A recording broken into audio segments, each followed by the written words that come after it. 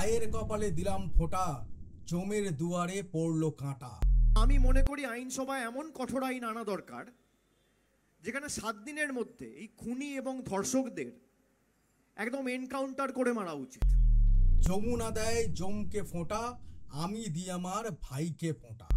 অত্যন্ত নৃশংসভাবে একটি শিশু কন্যাকে ধর্ষণ করে খুন করা হয়েছে এবং আমি এখানকার জনগণকে ধন্যবাদ জানাই যে তারা পূর্ব মেদিনীপুরের পটাশপুরের ভুবন মঙ্গলে এক মহিলাকে নির্যাতন করে খুন করার জন্য তারা নিজেরা যে শাস্তি দিয়েছিলেন অত্যাচারীকে, এখানেও একই শাস্তি তারা দিয়েছেন। আমরা ল অ্যাবাইড পিপল, আমরা চাই না আইন কেউ হাতে তুলে নিক, কিন্তু জনগণের যখন আইন, সরকার, পুলিশের উপর আস্থা থাকে না, তখন আইন মানুষ হাতে তুলে নেয়। এটাকে শুধু রাজনীতি দিয়ে দেখা যাবে না, এটা একটা সামাজিক ভয়ঙ্কর অপরাধ। ফলে মানুষ সেখানে যদি স্বাভাবিক প্রতিক্রিয়ায় অভিযুক্তকে মারধর করে থাকে, ঘটনাচক্রে সেই অভিযুক্ত মারা গেছে, কিন্তু এই মারধর করার মধ্যে আমি কোনো দোষ দেখতে পাই না। 2024 9 অগস্ট আরজি করের কুখ্যাত ধর্ষণ ও খুনের ঘটনার পর 3 মাস হতে চলল রাজ্য জুড়ে। তারপর ঘটে গেছে একাধিক ধর্ষণের ঘটনা, কোনোটি আবার ঘটেছে গণধর্ষণেরও ঘটনা, এবং বেশিরভাগ ক্ষেত্রেই দেখা গেছে প্রতিবেশীদের দ্বারাই আক্রান্ত হয়েছেন নির্যাতিতারা, আক্রান্ত হয়েছেন নাবালিকা নির্যাতিতারা। আর তার জেরেই কখনো পটাশপুর, আবার কখনো আলিপুর দুয়ারের ফালাকাটা সামনে এসেছে জনমানুষের ক্ষোভ। সরাসরি ভাইরা বোনেদের প্রতি হওয়া এই নির্যাতনের বিরোধিতায় আসরে নেবে গণধোলাই দিয়ে অভিযুক্তর কেস রফাদফা করেছেন একেবারে ঘটনাস্থলে। আর সেই ঘটনাকে কেন্দ্র করেই ভাইফোঁটার ঠিক 24 ঘন্টা আগে আলিপুরদুয়ারের ফালাকাটায় ঘটে যাওয়া মর্মান্তিক ধর্ষণ ও খুনের ঘটনাকে কেন্দ্র করে আরও একবার ভাইফোঁটার এই পূর্ণ লগ্নে প্রশ্নের মুখে দাঁড়িয়েছে রাজ্যের ভাইয়েরা। প্রশ্নের মুখে দাঁড়িয়েছে আগামী দিনে রাজ্যের ভাইয়েরা কিভাবে সুরক্ষা দেবে তাদের বোনদের। একই সঙ্গে প্রশ্নের মুখে দাঁড়িয়েছে রাজ্য প্রশাসন, প্রশ্নের মুখে দাঁড়িয়েছে পুলিশ প্রশাসন, প্রশ্নের মুখে দাঁড়িয়েছে রাজ্যের শাসক থেকে বিরোধী সকল রাজনৈতিক দল।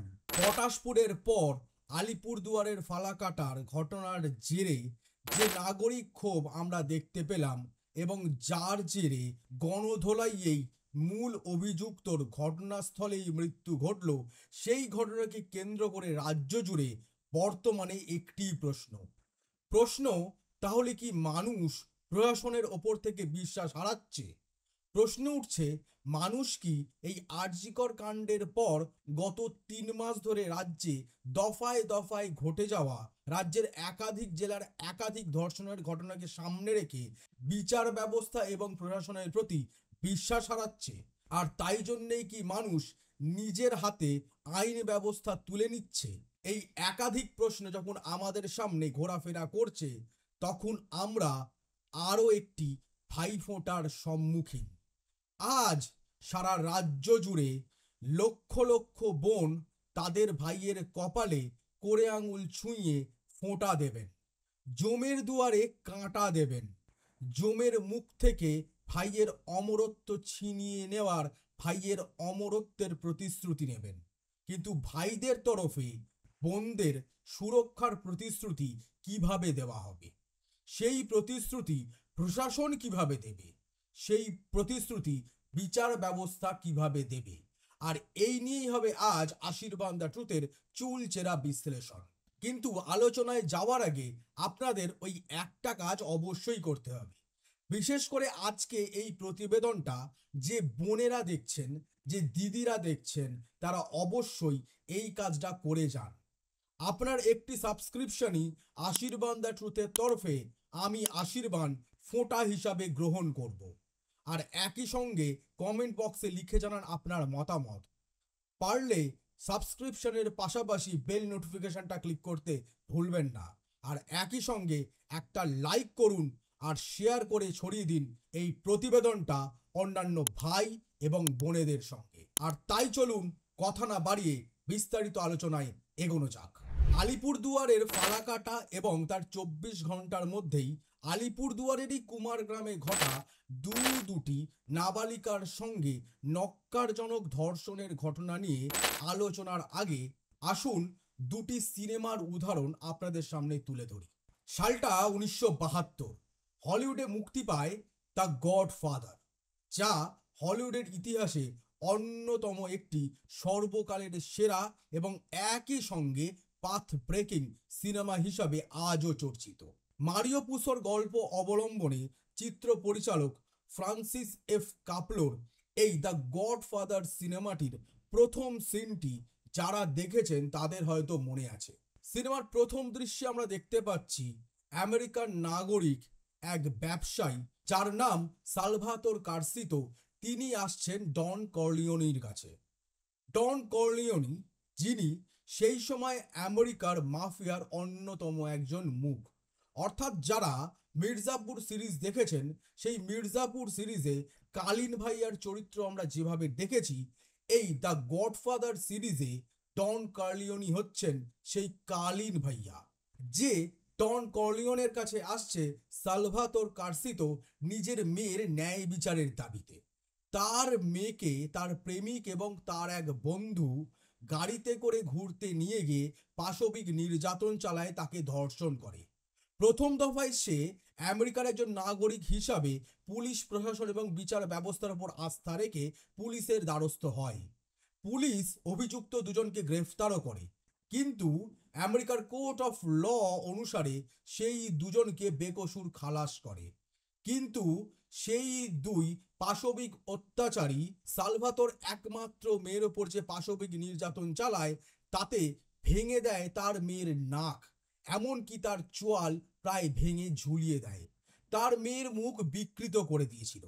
সেই দৃশ্য দেখে সালভাতোর এতটাই হতাশ এবং ভয় পেয়ে গেছিল যে সে প্রথমে প্রশাসনেরই দ্বারস্থ হয়। কিন্তু বিচার ব্যবস্থা যখন ওই দুই অভিযুক্তকে বেকসুর খালাস করে দেয়, তারপর মেয়ের ন্যায় বিচারের জন্য সে দ্বারস্থ হয় গডফাদার ডন কর্লিওনের কাছে। সে ডন কর্লিওনে অর্থাৎ গডফাদারকে প্রস্তাব দেয় তিনি যাতে তার মেয়ের সাথে এই ধরনের পাশবিক ঘটনা ঘটানো দুই অভিযুক্তকে হত্যা করেন। যদিও প্রথম দফায় ডন কর্লিওনি মেয়ের বিয়ে উপলক্ষে তা স্বীকার করেন না, যদিও পরবর্তীকালে ডন কর্লিওনি তাকে ন্যায় বিচার দেয় এবং তার বদলি সে ডন কর্লিওনিকে গডফাদার হিসাবে শুধু স্বীকার করে না, সারা জীবন নিজের লয়্যালটির গ্যারেন্টি দেয়। 1972 সালের হলিউডের এই পাথ ব্রেকিং সিনেমার পর সরাসরি আসুন আমরা নজর রাখি আমাদের দেশের হিন্দি ছবির দিকে। সালটা 1975, 15ই আগস্ট। রমেশ সিপ্পির নির্দেশনায় মুক্তি পায় বিখ্যাত সিনেমা, একই সঙ্গে হিন্দি সিনেমার অন্যতম চর্চিত পাথ ব্রেকিং সিনেমা শোলে, যার গল্প আপনাদের সকলেরই জানা আছে। কিন্তু প্রসঙ্গ হচ্ছে, আজ এই আলোচনার শুরুতেই আমি এই দুটি সিনেমার উদাহরণ কেন আমি আপনাদের সামনে তুলে ধরলাম। আলিপুরদুয়ারের ফালাকাটার ঘটনা বা পটাশপুরের ঘটনা, দুটি ঘটনার দিকেই যদি আপনারা নজর দেন তাহলে দেখবেন মানুষ পুলিশ প্রশাসন এবং বিচার ব্যবস্থার প্রতি হয়তো ক্ষণিক সময়ের জন্য আস্থা হারিয়ে ঘটনাস্থলেই অভিযুক্ত বা অভিযুক্তদের পাকড়াও করে গণধোলাই দিয়ে ঘটনাস্থলেই জানে মেরে ফেলে। আর তার জেরেই রাজ্য জুড়ে প্রশ্ন উঠতে থাকে আরজিকর ঘটনা আবহের মধ্যে দিয়ে, যেখানে সারা রাজ্য জুড়ে গত 3 মাসে ঘটে গেছে একাধিক ধর্ষণের ঘটনা, তারপর কি রাজ্যের মানুষ বাস্তবেই পুলিশ প্রশাসন এবং বিচার ব্যবস্থার প্রতি আস্থা হারাচ্ছে? আর এখান থেকেই আমি আপনাদের সামনে একটি হলিউডি এবং একটি হিন্দি ছবির ঘটনা তুলে ধরলাম। দুটি ছবিতেই কমন ঘটনা, তা হচ্ছে পুলিশ এবং বিচার ব্যবস্থার প্রতি আস্থা হারিয়ে মানুষ দ্বারস্থ হচ্ছেন সমাজ বিরোধীদের প্রতি। কখনো দ্বারস্থ হচ্ছেন আন্ডারওয়ার্ল্ডের ডনের কাছে, আবার কখনো দ্বারস্থ হচ্ছেন ডেয়ারিং সমাজ বিরোধীদের। আর এই দুটি সিনেমার মধ্যে দিয়ে 70-এর দশকে সারা বিশ্ব জুড়ে আইন ব্যবস্থা এবং প্রশাসনিক কাঠামোর চালচিত্র আমাদের সামনে উঠে আসে। ঠিক একই পরিস্থিতি বর্তমানেও আমাদের সমাজ ব্যবস্থায় জিয়ে রয়েছে। আর তাই জন্যেই কখনো পটাশপুর আবার কখনো ফালাকাটার মতন ঘটনা আমাদের সামনে উঠে আসছে। পটাশপুরের ঘটনায় অভিযোগ ওঠে গৃহবধূ বিবাহ বহির্ভূত সম্পর্ক দেখে ফেলার জেরেই ওই গৃহবধূকে তুলে নিয়ে গিয়ে মারধর করে ধর্ষণ করা হয় এবং তারপর তার মুখে বিষ ঢেলে দিয়ে তাকে খুন করা হয়। যদিও পরবর্তীকালে পোস্টমর্টম রিপোর্টে উঠে আসে তাকে ধর্ষণ করা হয়নি, তার মৃত্যুর কারণ বিষ। এবং একই সঙ্গে পটাশপুরের ওই ঘটনাতেই আমরা প্রথমবার দেখতে পারি স্থানীয় জনগণ অভিযুক্তকে ঘটনাস্থলেই পাকড়াও করে পিটিয়ে খুন করছে। তারপর আলিপুরদুয়ারের ফালাকাটার ঘটনায় নাবালিকাকে তার বাবা মা খেতে কাজ করতে গেছিলেন। এই সুযোগে এক নাবালিকাকে জিলিপি খাওয়ানোর লোভ দেখিয়ে প্রতিবেশী ডেকে নিয়ে যায় এবং তারপর তার পাশবিক লালসার শিকার হয় ওই নাবালিকা। দুপুরবেলা যখন ফিরে এসে তার বাবা মা তার মেয়ের খোঁজ করতে শুরু করে, সেই সময় গ্রামেরই পুকুর ধার থেকে উদ্ধার হয় মেয়েটির রক্তাক্ত মৃতদেহ। আর যে ঘটনাকে কেন্দ্র করে মুহূর্তের মধ্যে উত্তপ্ত হয়ে ওঠে পুরো ফালাকাটা। এলাকার ক্ষিপ্ত জনগণ অভিযুক্তকে পাকড়াও করে শুরু করে মারধর। এমনকি অভিযুক্তর সঙ্গে যুক্ত এই ঘটনার অন্যতম দ্বিতীয় অভিযুক্ত, সেও সেই সময় ওই অভিযুক্তকে মারধর করেছিল। যদিও পরবর্তীকালে দ্বিতীয় অভিযুক্ত থানায় গিয়ে আত্মসমর্পণ করে বর্তমানে পুলিশ হেফাজতে রয়েছে। আর তার 24 ঘন্টার মধ্যেই সেই আলিপুরদুয়ারেরই কুমার গ্রাম, সেখানেও আবারও এক নাবালিকা প্রতিবেশীরই লালসার শিকার হলো।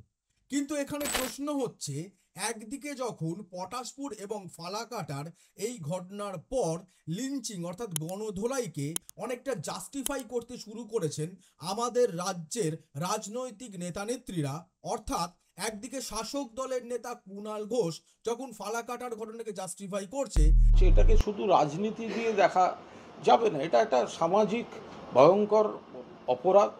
ফলে মানুষ সেখানে যদি স্বাভাবিক প্রতিক্রিয়ায় অভিযুক্তকে মারধর করে থাকে, ঘটনাচক্রে সেই অভিযুক্ত মারা গেছে, কিন্তু এই মারধর করার মধ্যে আমি কোনো দোষ দেখতে পাই না। ঠিক সেই মুহূর্তে দাঁড়িয়ে রাজ্যের অন্যতম বিরোধী দলের নেতা তথা রাজ্যের বিরোধী দলনেতা শুভেন্দু অধিকারী পটাশপুর এবং ফালাকাটায় জনরোষের জেরে মূল অভিযুক্তকে গণধোলাই দিয়ে হত্যার পক্ষেই সওয়াল করছেন। অত্যন্ত নৃশংসভাবে একটি শিশু কন্যাকে ধর্ষণ করে খুন করা হয়েছে এবং আমি এখানকার জনগণকে ধন্যবাদ জানাই যে তারা পূর্ব মেদিনীপুরের পটাশপুরের ভুবন মঙ্গলে এক মহিলাকে নির্যাতন করে খুন করার জন্য তারা নিজেরা যে শাস্তি দিয়েছিলেন অত্যাচারীকে, এখানেও একই শাস্তি তারা দিয়েছেন। আমরা ল অ্যাবাইড পিপল, আমরা চাই না আইন কেউ হাতে তুলে নিক, কিন্তু জনগণের যখন আইন সরকার পুলিশের উপর আস্থা থাকে না, তখন আইন মানুষ হাতে তুলে নেয়।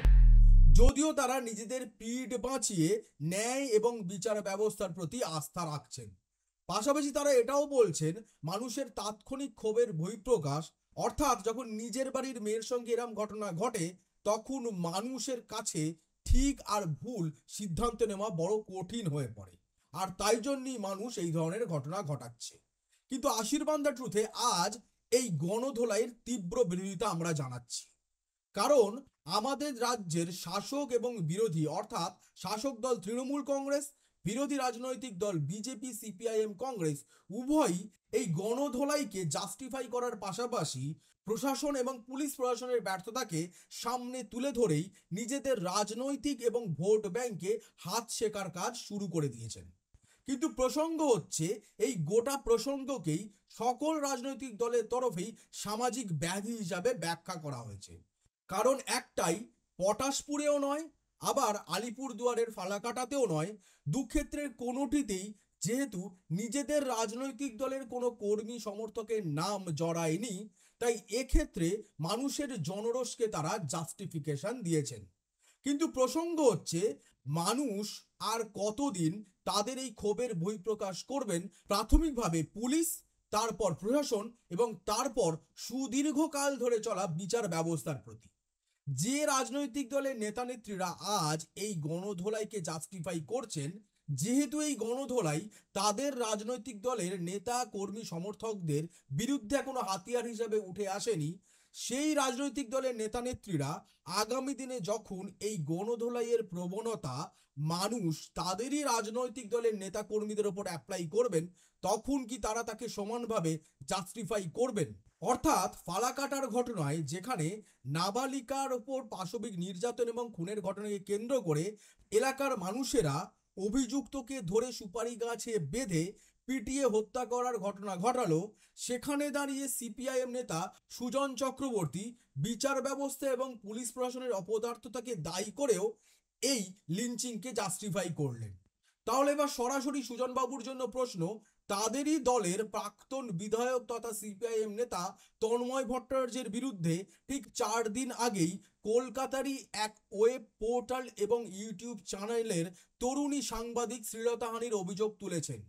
এবার যদি ওই তরুণী সাংবাদিকের পরিবারের সদস্যরা এবং বন্ধু বান্ধবেরা তন্ময় ভট্টাচার্যকে কাল রাস্তায় ধরে চড়থাপ্পড় দেন, তাহলে কি তখন আপনারা তাকে জাস্টিফাই করবেন, না তখন আপনারা তার বিরোধিতা করবেন? রইল সুজন চক্রবর্তীদের উদ্দেশ্যে এই প্রশ্ন। একই প্রশ্ন রইল রাজ্যের বিরোধী দলনেতা শুভেন্দু অধিকারীর উদ্দেশ্যেও। একই প্রশ্ন রইল শাসক দলের মুখপাত্র তথা তৃণমূল নেতা কুণাল ঘোষের উদ্দেশ্যেও। কারণ আমাদের রাজ্যে গত 3 মাসে যেমন একাধিক ধর্ষণ শ্লীলতাহানির ঘটনা সামনে এসেছে, তার মধ্যে কিন্তু বিভিন্ন সময়ে দেখা গেছে কখনো বিজেপি আবার কখনো তৃণমূল ঘনিষ্ঠ নেতা সদস্য স্থানীয় কর্মীরাও জড়িত আছেন বলে অভিযোগ উঠেছে। কখনো কখনো মানুষের ক্ষোভ সরাসরি পড়েছে শাসক দলের বিধায়ক, সাংসদ, পঞ্চায়েত প্রধানের বিরুদ্ধে, আবার কখনো সরাসরি জনরোষ উঠেছে বিরোধী রাজনৈতিক দলের সাংসদ বিধায়কেরাও। কিন্তু প্রশ্ন হচ্ছে, এই দুই ক্ষেত্রেই যেখানে আমাদের রাজ্যের রাজনৈতিক নেতানেত্রীরা নিজেদের ভোট ব্যাংককে সামনে রেখে রাজনীতির খেলায় নেমেছেন এবং সরাসরি সামাজিক ব্যাধির দিকেই আঙুল তুলে গোটা ঘটনাটাকে সামাজিক ঘটনার, সামাজিক ক্ষোভের বহিঃপ্রকাশ হিসাবে চিহ্নিত করতে ব্যস্ত, সেখান থেকেই তাদের উদ্দেশ্যে একটা কথা।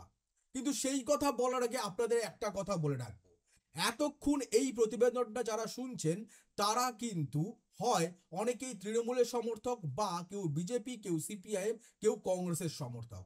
কিন্তু তারা যেই দলেরই সমর্থক আপনি বা তারা হন না কেন, সকলকেই আবেদন জানাবো দলের সমর্থনের ঠুলি চোখ থেকে সরিয়ে দিয়ে মানুষ হিসাবে আজকের এই প্রতিবেদনটা শুনুন।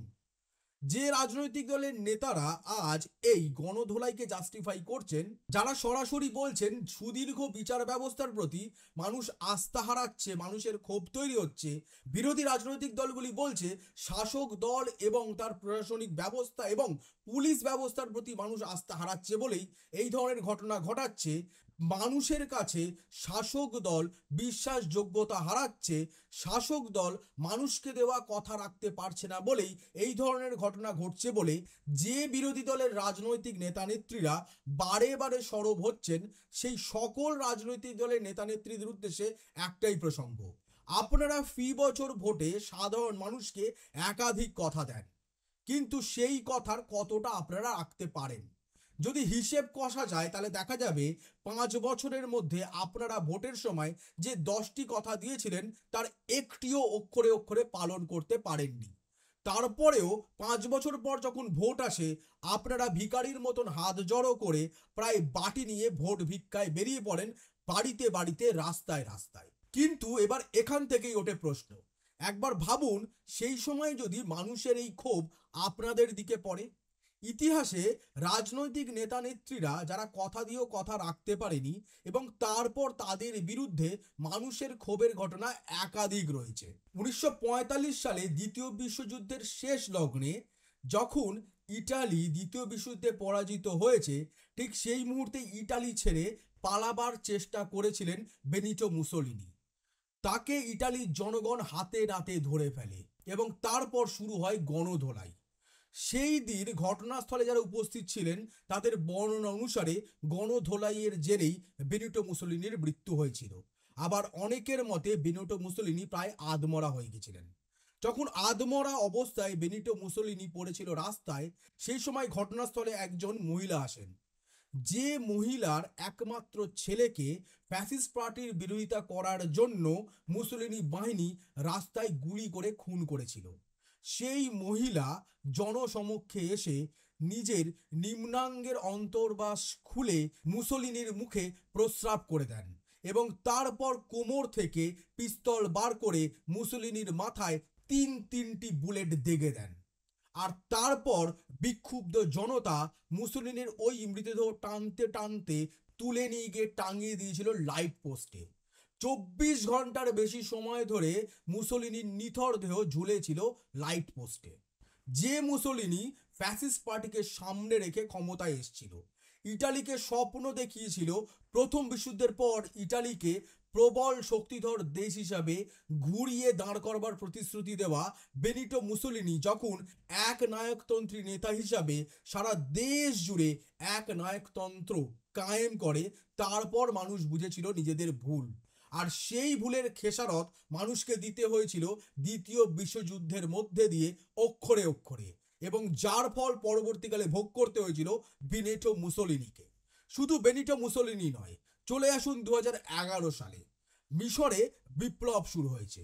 বিপ্লবের আঁচে গদি হারিয়েছেন তৎকালীন মিশরের প্রেসিডেন্ট হোসনি মুবারক। মিশরের সেই বিপ্লবের আঁচ এসে পড়েছিল মিশরের প্রতিবেশী দেশ লিবিয়াতেও। লিবিয়ায় সেই সময় স্বৈর শাসক ছিলেন মুয়াম্মার গাদ্দাফি। লিবিয়ার বিপ্লবী বাহিনী এবং একই সঙ্গে নেটো বাহিনীর সঙ্গে দুদিকের যুদ্ধে মোকাবিলা করতে না পেরে শেষমেশ টানেলে গিয়ে আশ্রয় নিয়েছিল মুয়াম্মার গাদ্দাফি। কিন্তু সেখানেও নেটো বাহিনী প্রথমে সেই টানেলে হামলা চালায় এবং অন্যদিক থেকে লিবিয়ার বিদ্রোহী বাহিনী টানেলের মধ্যে প্রবেশ করে মুয়াম্মার গাদ্দাফিকে মারতে মারতে টানতে টানতে রাস্তায় নিয়ে আসে। মুয়াম্মার গাদ্দাফিকে টানেল থেকে টানতে টানতে রাস্তায় বার করে নিয়ে এসেও চলে গণধোলাই। তারপর তার শরীরে দিকে দেওয়া হয় একাধিক গুলি, এমনকি তার থুতনিতে বন্দুক ঠেকিয়ে গুলি করে উড়িয়ে দেওয়া হয় তার অর্ধেক খুলি। সেই মুয়াম্মার গাদ্দাফির দেহ নিয়ে তারপরে ঘন্টা খানেক চলে উল্লাস, চলে ফটো সেশন, এবং তারপর মুয়াম্মার গাদ্দাফির ওই পরিণতি দেখে কেঁপে গেছিল সারা বিশ্বের একাধিক স্বৈর শাসক। অর্থাৎ এখান থেকেই স্পষ্ট যে জনরোষকে আজ আমাদের রাজ্যের রাজনৈতিক নেতারা, আমাদের দেশের রাজনৈতিক নেতানেত্রীরা জাস্টিফাই করছেন, সামাজিক ব্যাধি হিসাবে চিহ্নিত করছেন, সেই জনরোষ, সেই গণধোলাই, সেই প্রতিশ্রুতি না রাখতে পারার হতাশা একদিন কিন্তু তাদের দিকেও যেতে পারে। তাদেরও কিন্তু অবস্থা একদিন হতে পারে বেনিটো মুসোলিনির মতন। আমাদেরই দেশের একজন গ্রেট নেতা কিছু বছর আগেই বলেছিলেন, যদি তিনি 5 বছরের মধ্যে দেশের আর্থিক শ্রীবৃদ্ধি না করতে পারেন তাহলে তাকে লাইট পোস্টে টাঙিয়ে দিতে পারেন সাধারণ মানুষ। কিন্তু ভারতের নাগরিক আমরা সংবিধানের প্রতি আস্থাশীল, আমরা বিচার ব্যবস্থার প্রতি আস্থাশীল, আমরা প্রশাসনের প্রতি আস্থাশীল। তাই সাধারণ মানুষ কখনো ন্যায়, বিচার, ব্যবস্থা কোনোটি নিজেদের হাতে তুলে নেয় না সহজে। কিন্তু যখন মানুষ বিচার ব্যবস্থা, প্রশাসনিক ব্যবস্থা নিজেদের হাতে তুলে নেয়, তখন সমাজে আসে অচলায়তন। কিছু মাস আগেই আমরা বাংলাদেশে তা প্রত্যক্ষ করলাম। আর গত 3 মাসে আরজিকর কাণ্ডের পরবর্তীকালে আমাদের রাজ্যে ঘটে গেছে একাধিক কুখ্যাত ধর্ষণ, শ্লীলতাহানির ঘটনা। প্রাণ গেছে একাধিক তরুণী, প্রাণ গেছে একাধিক নাবালিকার। তাদের কান্নার দাম কে দেবে? প্রশ্ন একটাই, তাদের বিচার কবে দেবে বিচার ব্যবস্থা? কিন্তু এর মধ্যে আবার অনেকেই ভাবছেন আমি আলোচনার শুরুতেই দ্য গডফাদার এবং একই সঙ্গে হিন্দি ছবি সোলের উদাহরণ কেন দিয়েছিলাম। তার অন্যতম কারণ হচ্ছে দুটি সিনেমাতেই একটি বিষয় লক্ষণীয়, যে সাধারণ মানুষ যখন পুলিশ, প্রশাসন, বিচার ব্যবস্থার ওপর আস্থা হারিয়ে ফেলে তখন তারা সমাজ বিরোধীদের দ্বারস্থ হয়। অর্থাৎ পটাশপুর এবং ফালাকাটায় যে ঘটনা ঘটেছে, মানুষ নিজের হাতে প্রশাসনের প্রতি অনেকটা আস্থা হারিয়েই বিচার ব্যবস্থা, আইন নিজের হাতে তুলে নিয়ে মূল অভিযুক্তদের গণধোলাই দিয়ে ঘটনাস্থলেই হত্যা করেছে, খুন করেছে। সেই ঘটনা আগামী দিনে মহামারীর মতন বাড়তে পারে আমাদের সমাজে। আর তখনই প্রশ্ন উঠবে, আমাদের এই সিভিক সোসাইটির ব্যালেন্স হয়তো তখন টালমাটাল হয়ে যাবে। কারণ সেই সময় একদিকে মানুষ যখন প্রশাসন এবং বিচার ব্যবস্থার ওপর, আইন ব্যবস্থার ওপর আস্থা হারিয়ে আইন নিজেদের হাতে তুলে নিতে শুরু করবেন, ঠিক তেমনটাই সমাজের আর একটা শ্রেণী যারা নিজেদের হাতে আইন ব্যবস্থা তুলে নিতে পারবেন না, তারা দ্বারস্থ হবেন এই সকল সমাজ বিরোধীদের দ্বারেই। তারা তখন রাতারাতি হয়ে উঠবে মসিহা। এবং এই ঘটনা আমাদের পৃথিবীতে নতুন নয়। 70-এর দশকে সারা বিশ্ব জুড়ে, অর্থাৎ আমেরিকা, ইউরোপ, এশিয়া এবং আফ্রিকার বিভিন্ন দেশে এই ধরনের একাধিক গডফাদার, মসিহা, সমাজবিরোধী বা ডনের উত্থান আমরা দেখেছি। শুধু তাই না, এই ধরনের মসিহা, ডন, সকল সমাজবিরোধীদের উত্থান কিন্তু আমরা দেখেছি আমাদের রাজ্যে। আমি বসবাস করি হুগলিতে। 90-এর দশকে হুগলি জেলার অন্যতম কুখ্যাত গুন্ডা সমাজবিরোধী ডন ছিল শ্যামল, যাকে অনেকে হুব্বা শ্যামল নামেও চিনত। সেই হুব্বা শ্যামল যেমন ছিল এক শ্রেণীর মানুষের কাছে সমাজবিরোধী, সেই হুব্বা শ্যামলই আবার এক শ্রেণীর মানুষের কাছে ছিল মসিহা। হুব্বা শ্যামলের নামে তার অন্যতম গড় কোন্নগরে একটি চর্চিত বিষয়ও আছে। তা হচ্ছে, হুব্বা শ্যামলের এলাকা দিয়ে যত রাতেই হোক, যখনই হোক, যে কোনো মহিলা সর্বদাই সুরক্ষিত অনুভব করতেন। তারা রাতে, দিনে, বিকালে, দুপুরে, সন্ধ্যেতে যে কোনো সময় নির্ভয়ে তার এলাকা দিয়ে বাড়ি ফিরতে পারত। কথিত আছে হুব্বা শ্যামল নাকি মেয়েদের অত্যন্ত সম্মান করত। যদিও হালেই শিক্ষামন্ত্রী তথা নাট্যকার এবং একই সঙ্গে চলচ্চিত্র নির্মাতা ব্রাত্য বসুর হুব্বা শ্যামল সিনেমায় যে শ্যামলের চরিত্র দেখানো হয়েছে, তার সঙ্গে শ্যামলকে কেন্দ্র করে কোন্নগর, রিষড়া, শ্রীরামপুর এলাকা জুড়ে যে বহুবিধ গল্প শোনা যায়, তার সঙ্গে একেবারেই মিল খুঁজে পাওয়া যায়নি। কিন্তু তা সত্ত্বেও কোন্নগরে যদি আপনি কোনোদিনও যান, তাহলে কোন্নগরে বাসিন্দাদের সঙ্গে যদি আপনি হুব্বা শ্যামলকে নিয়ে কথা বলেন, তাহলে দেখবেন মানুষ একটা কথা বলবে, শ্যামলের এলাকায় মহিলারা ছিল সুরক্ষিত। শুধু একটা শ্যামল নয়, 70, 80, 90-এর দশকে আমাদের রাজ্যের জেলায় জেলায় এরকম একাধিক সমাজ বিরোধী ছিল, যাদেরকে কিন্তু এলাকার মানুষ মসিহার চোখে দেখত এক শ্রেণীর। আবার সেই সমাজেই এক শ্রেণীর মানুষ তাদেরকে সমাজ বিরোধীর নজরেই দেখে এসছে। কিন্তু তাদের মধ্যে একটা বড় অংশের ক্ষেত্রেই দেখবেন নারীরা যে তাদের কাছে সুরক্ষিত অনুভব করত, সেই ধরনের বিভিন্ন গল্প, বিভিন্ন ঘটনা আপনাদের সামনে ঘুরে ফিরে আসবে সেই এলাকায় গিয়ে, সেই কুখ্যাত বা বিখ্যাত ডনদের নিয়ে যদি আপনি কথা বলেন। অর্থাৎ বর্তমান পরিস্থিতিতে যেখানে দাঁড়িয়ে এই ধরনের গণধোলাইকে আমাদের রাজ্যের রাজনৈতিক নেতানেত্রীরা জাস্টিফাই করছেন সামাজিক ব্যাধিকে সামনে রেখে, একই সঙ্গে ন্যায় বিচার এবং প্রশাসনের প্রতি মানুষ আস্থা রাখতে পারছে না, এই যুক্তিকে সামনে রেখে সেখান থেকে দাঁড়িয়েই আমাদের রাজ্যের এবং দেশের মানুষ আর হয়তো বেশি দিন দেরি নেই যেদিন আবারও দ্বারস্থ হবেন এই সকল সমাজ বিরোধীদের কাছেই। এবং তাদের কাছে গিয়ে দ্য গডফাদারে ডন কর্লিওনির কাছে গিয়ে যেমন আমেরিকান ব্যবসায়ী নিজের মেয়ের ন্যায় বিচারের জন্য বিচার চাইছেন এবং তার জন্য সঁপে দিচ্ছেন তার সারা জীবনের লয়্যালটি, ঠিক একইভাবে দেখবেন তখন সাধারণ মধ্যবিত্ত, উচ্চবিত্ত জনগণ নিজেদের লয়্যালটির বিনিময়ে কিনবেন নিজেদের বাড়ির মেয়ের ওপর হওয়া কুখ্যাত ঘটনার ন্যায় বিচার। আর সেই দিন কিন্তু এই সিভিলাইজড সমাজের ব্যালেন্স পুরোপুরি বিগড়ে যেতে বাধ্য।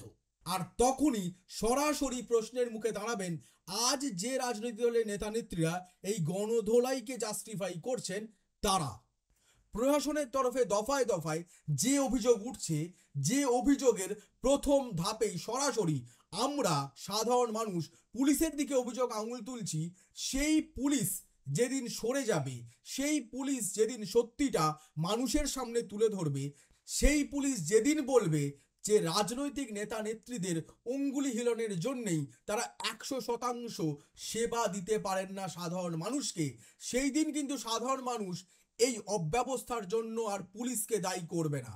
সেই দিন সরাসরি মানুষের নজরে পড়বে প্রশাসন, এবং তার সঙ্গেই প্রশাসনের একেবারে মাথায় থাকা নেতা নেত্রীরা মানুষের সরাসরি নিশানায় আসবেন। আর সেই দিন যখন মানুষ তাদের এই ক্ষোভের বহিঃপ্রকাশ গণধোলাই হিসাবে এই রাজনৈতিক দলের নেতা নেত্রী কর্মী সমর্থকদের বিরুদ্ধে অ্যাপ্লাই করবে, সেই দিন দেখার আমাদের রাজ্যের শাসক থেকে বিরোধী রাজনৈতিক দলের নেতা নেত্রীরা সেই গণধোলাইকে কিভাবে জাস্টিফাই করেন।